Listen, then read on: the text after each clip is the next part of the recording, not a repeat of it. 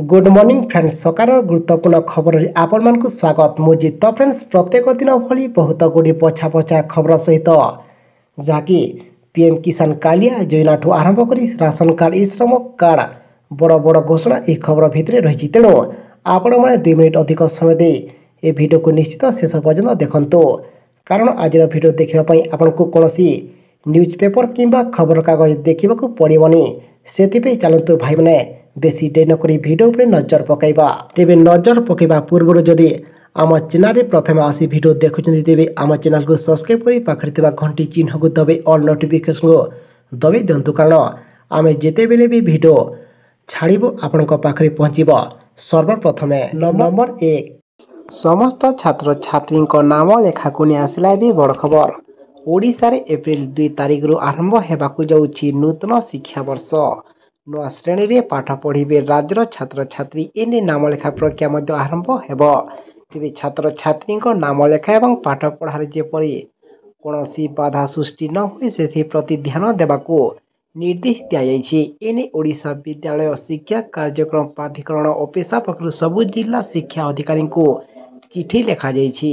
परवर्ती खबर निर्वाचन को नहीं आसला ए नुआ नियम भोट देवाकू बाध्य करी पारिबेनी पोलिंग कर्मचारी कौनसी भोटर जदि पोलिंग बूथ को जाई परिचय पंजीकरण करिबा परे भोट देवाकू मना करती तेबे तांकू भोट देवाकू पोलिंग कर्मचारी मध्य बाध्य करी पारिबे नाही। कौनसी प्रार्थी को भोट न देवाकू निष्पत्ति भोटर को अधिकार अंतर्भुक्त। परवर्ती खबर आसंता एही तारीख रे हेबो सकालुआ कोर्ट खरा को नजर रखी आसंता मास 8 तारिख रु जिला एवं अध्ययनस्थ कोर्ट गुड़िक सकालुआ कार्य आरंभ हेबो सकाल 7 टारू अपराह्न 1टा पर्यंत कोर्ट कार्य चलिबो तहिरी 10 टारू 10:30 पर्यंत अध घंटार छुट्टी रहिबो। ओडिशा हाईकोर्ट को रजिस्टर ए संपर्क सबु जिला कोर्ट मान को पत्र लिखिजंती। परवर्ती खबर गहम दर को ने पुणी एक सरकार को बड़ पदक्षेप सामग्रिक खाद्य निरापत्ता को परिचालना करने एवं मजबूत क्षति एवं असाधु मूल्य वृद्धि रोकने समस्त जिला एवं राज्य केंद्र शासित अंचल व्यवसायी wholesaler retailer big chain return एवं प्रोसेसर मान को गहम मजबूत स्थिति बाध्यतामूलक भाव घोषणा करने लगी भारत सरकार आदेश देइछंती। एप्रिल 1 2024 एवं तापर परवर्ती आदेश पर्यंत प्रति शुक्रवार दिन पोर्टाल www.ev.in.in रे गहमरे स्टॉक स्थिति घोषणा करने को हेबो बोली से सूचना प्रदान करिसंती। परवर्ती खबर 2000 टंका नोट को ने पुणी एक बड़ खबर अप्रैल 1 तारिख रे रिजर्व बैंक ऑफ इंडिया रे 2000 टंकिया नोट जमा करी हेबो नाही कि बदल करी हेबो नाही कारण सही दिन आरबीआई एही वर्ष पई तार एकाउंट बंद करिवो तेबे अप्रैल 2 तारिख रु आरबीआई रे पुणी थरे 2000 टंकिया नोट जमा करी हेबो बा अदल बदल हेबो आरबीआई पक्षरु एही घोषणा करा जायछि। परवर्ती खबर बैंक धारी पई आसला बड़ खबर आसंता एप्रिल मासरे समग्र देश रे प्राय 14 दिन बंद रहिबो बैंक एही परिस्थिति रे जदि बैंक गुड़िक दीर्घ समय धरी छुट्टी थाए तेबे अनेक थर लोक महत्वपूर्ण कार्य अटकी जाए। मार्च मास शेष होगाकू जाउछि एवं वर्तमान अप्रैल मास आरंभ हेबो नूतन आर्थिक वर्षर प्रथम मासरे बैंक गुड़िक 30 दिन मध्य 14 दिन छुट्टी रहिबो तेणु जदि आपनक किछि जरूरी काम अछि आपण माने शीघ्र एबे सारी दियंतु। परवर्ती खबर पाणीपाग विभागर सतर्क सूचना सारा राज्य में भीषण रौद्र ताप अनुभूत होउछि विभिन्न अंचल रे तापमात्रा स्वाभाविक ठारू बहुत अधिक रही।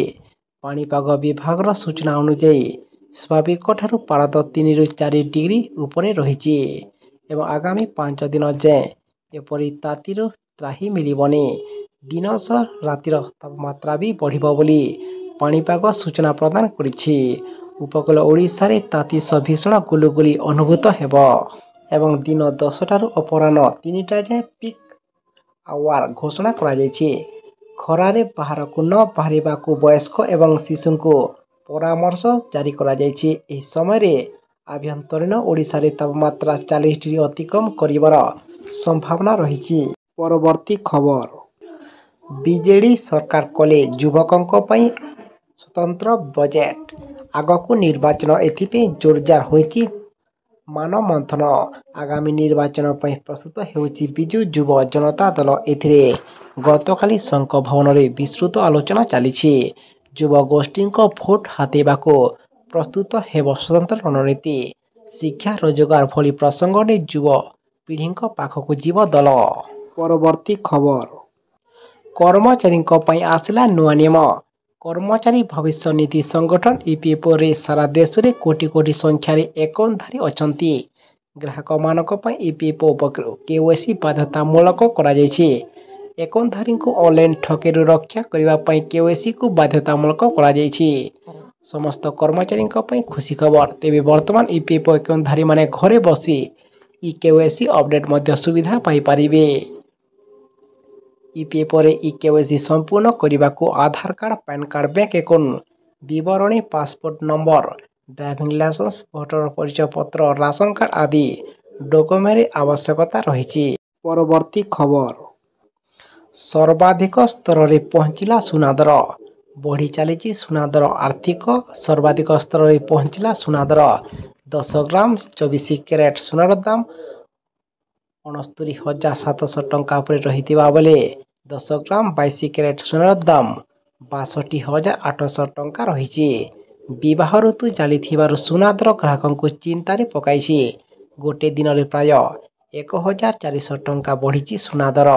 परवर्ती खबर ऋण छाड़ को नहीं पुणी एक बड़ खबर महिला कांग्रेस सभानेत्री मीनाक्षी बाहिनीपति प्रेसमिट कांग्रेस सरकार को आसिले ऋण छाड़ करेंगे कहले मीनाक्षी। स्वयं सहायक गोष्ठी महिला बैंक ऋण छाड़ हेब। गृहलक्ष्मी परिवार मुख्य महिला को मासक 2,000 टंका मिलिबो।